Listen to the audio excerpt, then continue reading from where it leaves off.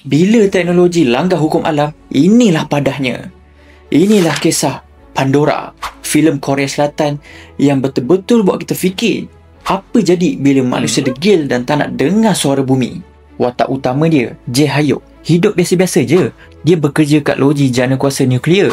Tapi satu hari, bumi berguncang dan gempa bumi. Dan dari situ, segalanya jadi huru-hara. Sistem loji rosak, reaktor mula panas, radiasi mula bocor, dan yang paling takut, kerajaan cover semua ni macam tak ada apa jadi.